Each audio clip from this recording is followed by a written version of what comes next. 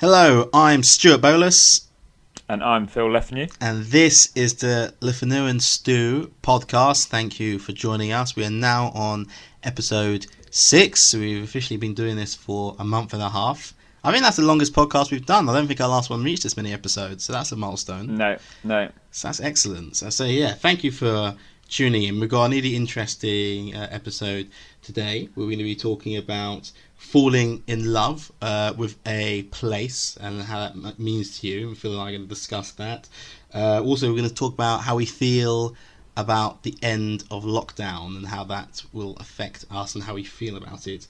And also travel in the future, how we've both been affected and how we feel it will affect the world in general. This podcast is primarily about mental health, but also about many other issues as well. But we will be discussing mainly about how we feel and how we think these things will affect other people and ways you can potentially mitigate that. But firstly, we start with a positive story. Phil, would you like to kick us off? Before we do the positive story, let's have another pitch for our poetry blog. Oh, yes. Lefanu and Stew Poetry. That is Lefanu and Stew Poetry.wordpress.com. There's some bangers in there, isn't there? I don't know why we haven't been picked up yet by. It's actually, yes, as you said, we've actually done poetry on and off for about 3 years, so there's quite a lot on there. I think there'll be a link in the description when we send this out, probably in SoundCloud. So do read some of those. Generally, that poetry blog is basically about how Phil and I have felt over the years about many topics over our lives and how we try to express them via the medium of poetry. So do check that out. So thank you for that, Phil. And now your piece of positive news.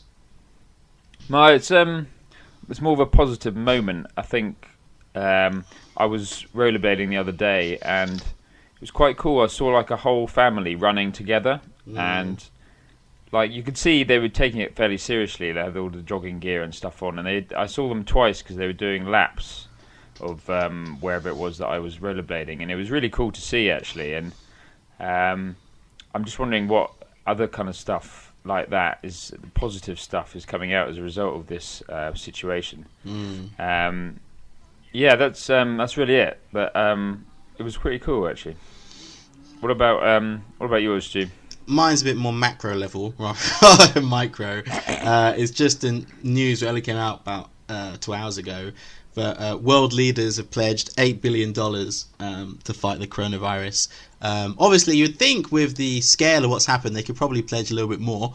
But it's a good start, and it kind of does show there's a little bit of global cooperation to get this done. And if we're going to beat this virus, that is the only way it's going to happen, via cooperation. So it's good to see that that's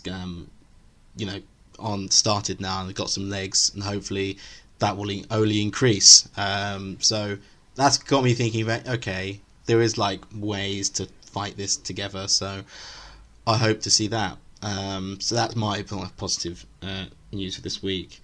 So we move on to our first topic of the Fanu and Stew podcast today, and it's with falling in love with a place. Now, Phil, this is your topic, so I think you should probably lead it and describe what you mean by this. So yeah, a couple of weeks ago I watched the mushiest piece of mush I've ever seen, which is The Notebook. Have you ever seen it? I have not. It's the mushiest piece of mush I've ever seen. It's very good actually, but it's very much a quintessential love story about a young couple who fall in love and then get separated. And what I got, my kind of interpretation from it was that when I was watching it, I was getting these sort of feelings, these remembering feelings from the past, but it wasn't about a person particularly. But I think the idea that you can fall in love with something other than the person, but those feelings can actually be quite similar. And I thought about falling in love with a place, and we both had years abroad where we've absolutely loved. And I was kind of comparing my feelings around that to what was going on in the movie, and actually I realised it was quite similar. Actually, I did a year abroad in Montreal for my second year of university, and I absolutely loved it. Montreal, Canada, just for people who don't know. Yeah. It's the second biggest city in Canada. It's in Quebec, but it's quite bilingual. There's English and French spoken there. And the university I went to was in the centre of the city. What university was this? McGill. Mm-hmm. And it's like twice the size of Manchester, a big city, and I just fell in love with it. Absolutely adored it, and I felt like it was my home, really. And what happened was, a year later, I came home to finish my studies, and I was absolutely devastated. I'm not sure if I've ever been so down about something in my life. I went to live back in Sheffield to finish my degree. No disrespect to Sheffield, but I was absolutely mortified at the kind of loss of my friends there. It felt like I'd been just torn away from something I was in love with. So that was my question. I was just wondering whether it's more than just a figure of speech to fall in love with the place. I think it can be, but because I guess I'll go into my own background for this. For me, I did my year abroad at university in Charles University in Prague, in what was formerly known as the Czech Republic, now is officially Czechia. And yeah, I was there for 9 months, and just like you, I absolutely loved it. Now, Czech Republic speaks Czech, so in that sense, I always sort of knew it was a sort of transitory experience. I knew it was never going to be my home because I didn't speak the native language, but I lived in a bubble of international students who came from all over Europe. So I had friends from Spain, Sweden, Romania, Turkey, lots of Italians, quite a few Germans, and lots of Polish people as well. And essentially, it was, of all my 5 years I spent at university, socially, that was by far the best year I had. I lived in this. It was the biggest city I'd ever lived in at the time, of like 1.2 million people. Fantastic public transport network with trams and underground and buses, so you could get around everywhere quite easily, quite cheaply, and I had a lot of money compared to my finances in the UK, because I got like an extra money from the European Union to study there, and it was simply amazing because I got to travel all across Central Europe. So I got to go to Berlin, I went to Budapest, I went to Bratislava, so Budapest in Hungary. I went to Slovakia. I went to Poland. And it was amazing. Like, the social atmosphere of the kind of university itself, and the feeling of like being free. I know that we said last week that when you go abroad, you go to university, you sort of spread your wings, but when you go do a year abroad, you spread them even wider. Right, and you really feel it because you're totally in a new place, and you can totally reinvent yourself, and you get to experience and see so many new things. And I absolutely adored it. And also, I had a girlfriend. I met someone. I had a girlfriend over there, and it was the longest relationship I've actually had up to now. So really, and it was amazing. And then I absolutely loved it. I had a really good group of friends, some of whom I still talk to, and unfortunately, when I came back, I had to move back to Colchester in Essex. And when I went to Colchester for my first few years at university, coming from a rural village in Hampshire, it was great. Colchester was a nice step up. It was a big town. But then after Prague, it just felt like such a step back. I went from living in the capital city to this kind of regional town. And most of my friends I'd studied with in Essex beforehand had all graduated, so I came back with my social network had kind of collapsed, really. I broke up with the woman I'd met in Prague within a month of coming back, and just due to like long distance reasons and so on and so forth. That's a massive. That's like a double whammy there. Yeah, isn't it? Yeah, and then because when you do a European exchange, it's called the Erasmus program.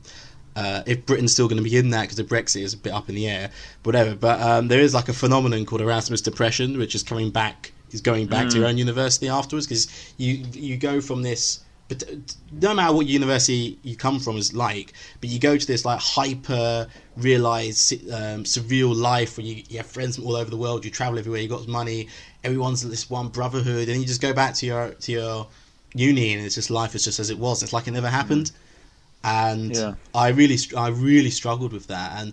But I don't know if I was in love with Prague, more that I was in love with the experience, because when I broke up, I just used to think of Prague. I just used to think of my ex, and so I didn't want to go back to Prague. Because quite a few of my friends I was in Prague with went back to Prague, like in the years hence following. Did you ever go back?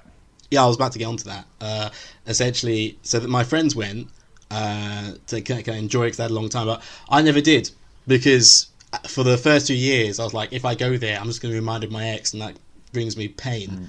So I don't want to do that. I would do it. Well, I can't go now because of the virus, but I could go now because it's been like 7 years. So that memory is so far back now for me that it wouldn't bring back that sort of feeling of sadness. Yeah.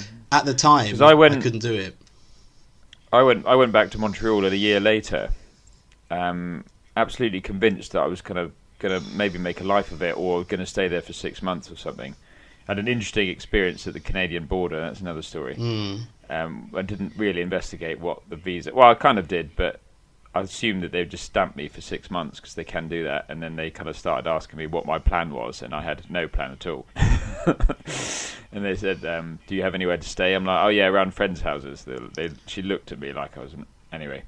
But yeah, I went. So that was a year later, and it was just. I went back, and it was just. The reason I brought up this topic is it partly felt like that it was a kind of love lost, and it was just it just wasn't the same, like kind of revisiting your place of your honeymoon. And it was just, when I went back, it was very much just a place. Like, it was just actually quite hot and sweaty when I went back. It was in September, and I didn't have many.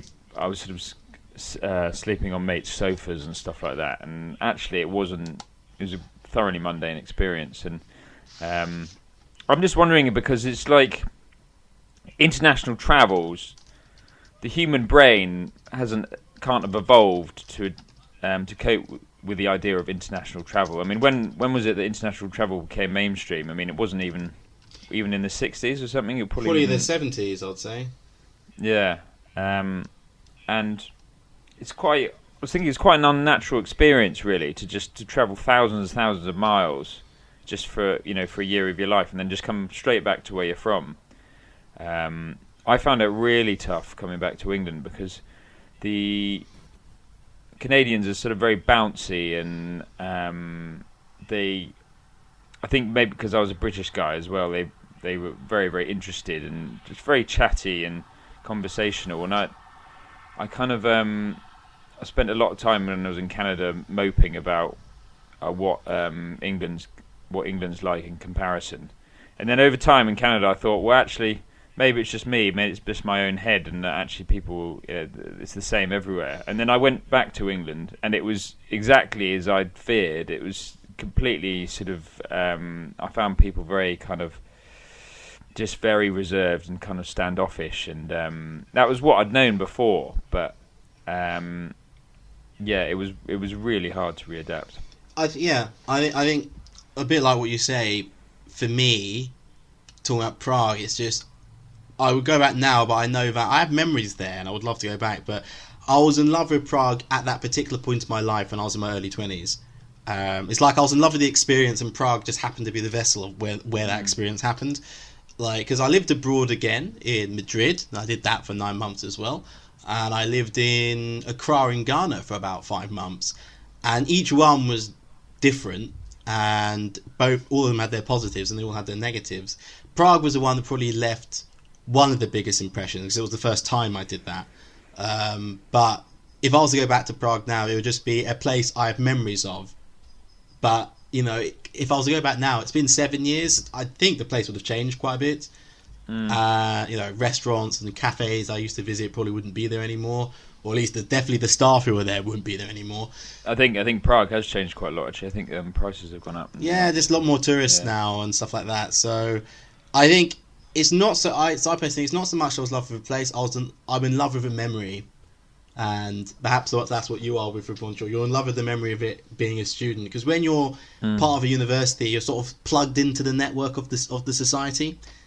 That's your link to it. And when you go back and you're not that, you're just like a tourist. It's just you just feel a bit listless. You know, like, oh, I'm here, but I'm not really part of it anymore.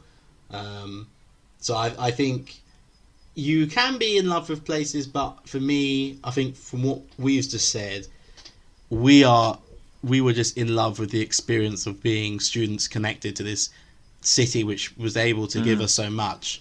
But once we left and tried to, or in my case, didn't try to recreate it, it's just not the same. Yeah. It's sad, but that's life, really. It's just you move on, and my city is now London, your city is now Bristol. If it's going to continue to be that, we don't know. But for now, that's what it is. All right. I think it's a nice way to round up that topic. So, the second topic we'll be discussing is the topic I want to bring up, is about how we feel about the inevitable end of lockdown and what that means to you, and how you particularly feel about it, and how you feel it will affect your mental health in that sense. So, quite a few European countries are discussing how they're going to start ending lockdown. Some of them have already started, that Austria being one, that like small shops can open again, and so on and so forth. So this country hasn't announced when things are going to end in that sense, but the death rate is falling, so eventually they're going to have to start discussing it in depth. I personally am not particularly looking forward to it, because I don't know about you, but I've thought of it like a bit of a routine. I've got quite used to the situation. Right, and it's kind of not. What are you going to say? I've come utterly used to it now. I think I'm on week 8 or 9 now. I don't even know. I think it's like that for me. Maybe week 7. Yeah, something like that.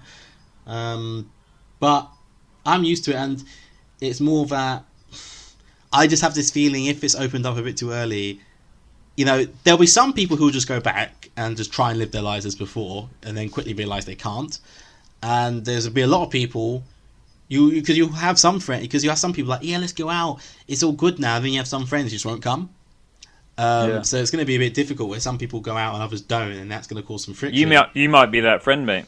Me, yeah, and I'm not turning up, mate. It's too dangerous. So I think at the moment it's a bit nice that everyone's in it together. But once lockdown ends, we won't be like that, and some people will try and integrate and do stuff. Other people won't for a while, weeks, maybe months, if they're not careful. And I think there is the issue that we could have a second wave, and that's what a lot of people are afraid of. And I just feel like there's going to be a lot of anxiety, and a bit of the sense of togetherness which we sort of have now won't be around anymore, and that's what I think I worry about. I like to predict change, but I think society won't be the same after this. I don't. I have to admit, I think, have I missed face-to-face contact with people? Yeah, probably. But at the same time, I've learned a lot about the way I socialise, and I realised that I actually spent a lot of time sort of in fairly meaningless chit-chat.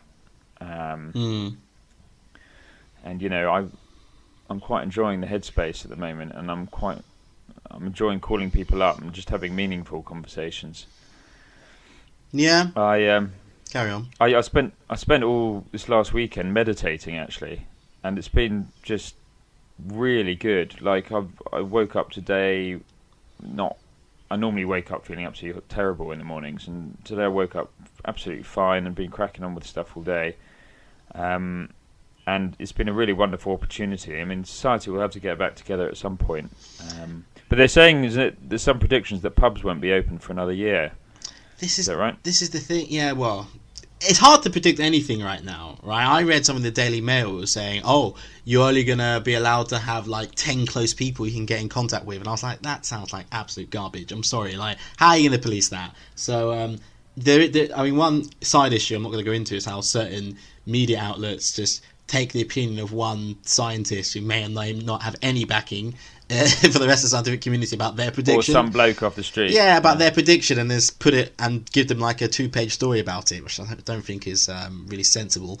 But for me, Yeah, I think like you, I've enjoyed the headspace. I get on quite well with my housemate, so we hang out quite a lot, obviously. I live in a very kind of green part of London. I mean, you visited, so it's quite nice here, especially when it's sunny. And I'm quite happy. I understand a lot of people don't have the situation I have. I still have a job. I'm not in risk of being furloughed anytime soon. Other people are stuck potentially with kids, and it's like really difficult, and they need the schools to like kind of get some headspace for themselves. I understand that, and so I understand that I come from a very unique perspective of who I am and where I am in my life. But I just it's interesting because I mean, what are you going to say? I guess if you predict that people shutting their houses would be a disaster for mental health. I mean, I think it probably would be in some ways, but I don't know if a lot of the fears have actually been realised. It's hard to say at the moment. Yeah, because you sound very relaxed, and I am, but then I don't have like 4-year-old children to look after. I mean, we are two guys in their mid-20s who don't have a lot of responsibilities. Let's be honest. So we can manage, and it's like quite nice for us. But yeah, I do feel that there are certain things in lockdown which will stay. Because I mean, let's be honest, like the idea of going to a big crowd.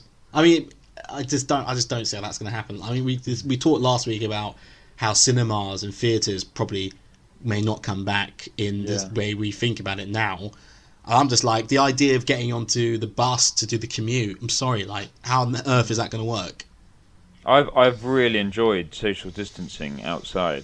Like how people they'll spot you well in advance and then step back. If I'm rollerblading down, it just feels very polite, and there's like people giving each other space, and it'd be cool if that behaviour remained actually to some extent. Yeah, I mean, being crammed like sardines into small metal tubes, be it trains or planes or buses. That's not great. No. It cannot be good for people's mental health. Like we've got a natural fight or flight response. When other animals or people get in your personal space, like it's just not something that would not naturally happen, as our brains are adapted. Yeah. So I just feel like how they end this lockdown is going to be really difficult because, apparently in the UK, many people are quite happy for the lockdown. The majority of people are quite happy for lockdown to continue for now. And if they're told, oh, it's going to open early, they're like, well, I'm just not going to leave my house anyway, or I'm going to tell my boss I ain't coming to work. I'm afraid of getting sick. So you could just open Britain, and then like only 25% of people actually heed that. And if 75% of people are still at home, it's just not going to work. So I think there's going to be a lot of upheaval when that starts, and I'm sort of worried about how you do that. And I admit it's really tough for governments right now to sort of think, what do they do? Because you don't want to be the government who opens up too early, has a second wave, and get blamed for that. But I don't know. It's a really, really tough time for everyone, and it's like, this, I was talking to my father recently, and he said this pandemic is the defining moment of our lives, frankly. Like, nothing like this has really happened since the Second World War, really. Yeah. Where it's, like, affected everyone. And he said, as you say, like, so many things are going to change. Like, the perception of what's safe, like, the perception of hygiene.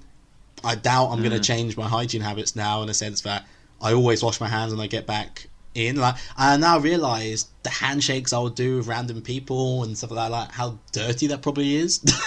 I was like, I don't know what was on their hands and all that kind of stuff. So that's definitely changed. And even like international travel, which kind of segues into our next topic. I'll probably come into that in a moment.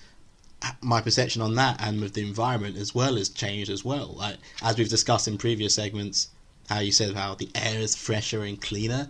You telling me I really want that to go and just have piles of cars pumping out God knows what? Yeah, I mean, it's like, I'm thinking about the fact that when this is over, that maybe I might want to move places actually, because of the air quality, and the fumes here are terrible. Normally, yeah, not now. Yeah. Yeah, I mean, I think I predicted I was going to go absolutely loopy with lockdown, and I did, particularly about week 3 or 4.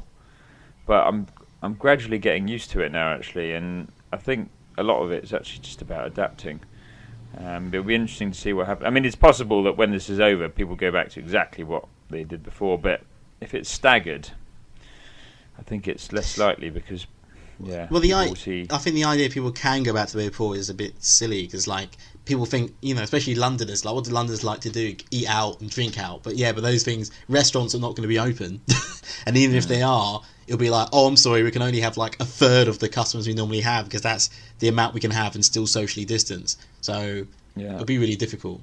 All right, I think we can move on to our final topic, which actually, continues on this topic really, which is and continued linked to the first topic as well. Yes, essentially that travel in the future and how that will be affected. I mean, did you have any particular travel plans which got disrupted by the situation?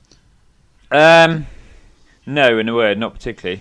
Oh, you're lucky. But I mean, I think we probably would have looked to go abroad in the summer, maybe go into the Alps or something. I mean, how many airlines have gone bust now? Only not that many I can think of, but like it's coming, right? It's coming. Like I think Norwegian like literally has just kind of got like a bit of a bailout for the Norwegian government or something. But essentially, like, yes, many airlines have been bailed out. I think Air France got bailed out by France. A lot of American airlines been bailed out. But it's like, okay, they've got money from their governments. They'll probably have to pay it back at some point. So they've got so these airlines now have massive debts. And also it's like, so what's going to happen now? You're an airline, you're told to socially distance. So you can only have your planes half full from now on. So you basically say, okay, I've got a plane which can take 200 people, but I can only have 100 people on it. So every flight is making a loss. So how am I supposed to make money? Apart from jacking the prices up to double what they used to be. Yeah. So potentially having to pay like $1,000 to fly to Ghana doesn't fill me with joy at all. So I mean, it is quite worrying. Like for me, I was supposed to go to the States in June to meet friends. Not going to do that. I was supposed to go to Ghana. Not going to do that. So it's affected me quite a bit. And I personally find air travel very stressful, actually. Over the last few years, I've started going on trips more and more within the UK, actually, because you can just jump in a car and drive a few hours, and you're in lovely countryside. Well, that's the thing. I think Michael Palin, the famous like travel documentary and part of Monty Python, he was interviewed at the weekend, and he was asked because he used to travel lots for his documentaries. They asked him how does he feel about all these restrictions that come up, and he said every country actually generally has some really nice places to go to, and they said in the UK, because we live here, has many lovely places. He said, but many people in this country, they just prefer to, he said, jet off to Paris or Barcelona for the holidays, and they don't realise the wonderful things we have here. So that's not essentially a bad thing. The difficulty, though, is that, think about it, Phil, if you were to go on holiday in the UK, it actually is quite expensive. Yeah, I guess so, yeah. If you want to get like a hotel in Exeter, that's probably going to cost you. So that is a problem, because it's a bit sad, like, we make money, but we don't have enough money to holiday in our own country. so we had to do it cheaply elsewhere. I don't know. It's something to think about. I think that but we are very, very lucky in Britain. Like, there's certain things we have that a lot of countries in the West don't have. It like the number of national parks and like beauty spots we've got is phenomenal. When we went hitchhiking a while ago, we ran into a German couple. I think they're in their 60s or something, who were coming back from England, just from a holiday. And they said, we asked why were they attracted to England. They said that they can find nature. They said that they lived in northern Germany. It's just fields there. And it's also, I think, in England the landscape's really varied as well. Yeah, like you can have hills and fields and. somewhere like the US, you often got hundreds and hundreds of miles of the same thing. I don't know geographically why that is, but I guess being on an island, we're sort of exposed to lots of different forces. Yeah, I think that's definitely true. And the UK, Wales, Scotland, Northern Ireland, and England are quite different, even like culturally speaking. So there is many things to see. I mean, I remember when I went on a road trip with my father to Scotland and back, and we stayed at this B&B, not Airbnb. I don't like that. A proper bed and breakfast, and then we talked to there was this German man and his son, and they were travelling around Scotland as well. And I asked them what they were travelling around. He said they were visiting all the castles in Scotland. That's what they were doing. And they were doing a road trip as well. So we were in Inverness. That's where we bumped into them. They're really nice people. And I remember it up to now because I was like, oh yeah, that's a nice thing to do. And I realised I actually haven't seen much of the UK when I really think about it. Like the north of England, I've been to the Lake District, and that's basically North England done for me. I've been to Scotland. I will say that. I've been to a little bit of Wales, been to Cardiff and stuff. And then I know East Anglia a bit. I know Essex and that area because I lived there. And I know Cambridge. Been to Oxford, no London, no Guildford. But like Exeter, Plymouth, no, never been there. Been to Cornwall, but like, Southampton, little Portsmouth a bit. Bournemouth, been there twice. Like, other cities like Leeds, never been. York, never been. Manchester, never been. I remember you said you'd never been up north until, when was it? It was a few years ago or something. It was the first time you'd ever been north of the Watford Gap. No, the very first time I went up north, I say up north, it's not really, it's the Midlands, was when we dropped my sister off for university. She went to university in Birmingham. And at that age, I was 13. And then, I didn't really go north again until my sister left uni. We had to pick her up. And then, I went with my dad to Scotland. But then actually stopping off in the north of England and doing stuff, up to now I haven't really done it. I've been to North England for work, but then I just go to like an industrial site to see stuff, so I don't actually get to see the town at all. So I've been to Doncaster and Stoke, but I don't actually know these places. I know one thing, like when people might ask me where should I go if they're travelling for like quite an extended period of time, for a couple of months, I often recommend North America because I said the advantage going to North America, and then in this case England, is that they speak the same language, which means that wherever you go, you can run into people and really get chatting to people, and that's one of the biggest pleasures of travelling for me, is meeting people. When I was going through parts of Africa, it was beautiful, but I couldn't speak the languages. I often couldn't engage with the local people. Even though you're in many countries who spoke English, though. Yeah, to varying degrees. But if it's within your own country, you can meet. You might think, I know what British people like, but actually, someone who runs an Airbnb in North Devon is going to be quite different to the people you normally meet in London or. No, exactly. It's very true. I mean, realistically, travel and how we view it is gonna have to change, but I don't think that's necessarily a bad thing, because the cities like Venice and Barcelona and places which are absolutely swarmed with tourists, to the point that locals can't actually live normal lives because there's so many tourists around. Having a break from that is a good thing, and will make people realise, do we actually want this many tourists to come back? Yeah, because beforehand it was just, you couldn't really question it. It's like, they bring money, full stop. You couldn't argue with that.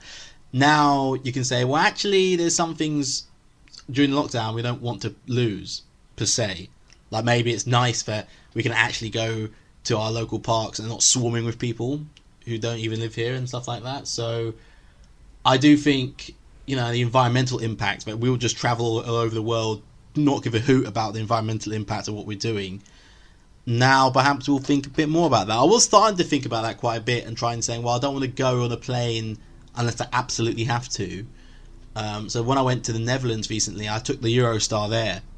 That's the train. But I had to take a plane back because for some reason a train from Netherlands to UK cost me £150, but a plane cost me 30. Yeah. So it was a silly... My brother last year, I think he tried to do no flying all of last year for environmental reasons, and I think he pretty much kept to it. I think they went to a trip to Corsica at one point, but they couldn't get there by other means. But remember, he took a bus to they went on holiday in Menorca, and everyone else took a flight, and he took a bus all the way down to Barcelona from London, and then had to get on a ferry to Menorca, and he quite enjoyed it actually. He said it was he said he listened to just loads of audiobooks, but I can see why it's not particularly appealing. I think you spend 30 hours on a coach. I'll admit though, when I lived in Spain, I visited Morocco, and I went by train and ferry down there, and that was actually quite fun. I remember being on the ferry and booking a hostel on the ferry because I had nowhere to stay in Morocco because I was I did it all last minute. That was quite fun. But yeah, I do think I'm gonna try and see more of the UK during this time, and actually when I want to visit places in the future, I'm gonna really consider what I'm gonna do. Essentially, just because we'll probably have to travel less doesn't mean we can't travel better. Because I think beforehand there was a bit you would just go to a place and you wouldn't do any research about it beforehand. You just go because it was cheap. You know what I mean? Now it's a bit when you go to a place, you're really going to try and get as much out of it as possible, which isn't a bad thing. Basically, it's a balance between quality and quantity. That's what I think we're going to have to do. Yeah. I think we better wrap it up at this point. Yeah. That's very true. We've got 36 minutes anyway. So, thank you for listening. We have a song coming up. It's a favourite of mine. It's by a very famous artist called Peter Gabriel. He was quite big in the 80s and 90s. And it's called Salisbury Hill, which you should know. And if not, I hope you really enjoy it. So, it's a goodbye from me, Stuart Bolus. Goodbye from me, Phil Lefanu. And please tune in to the Fanu and Stu podcast next week. See you later, guys.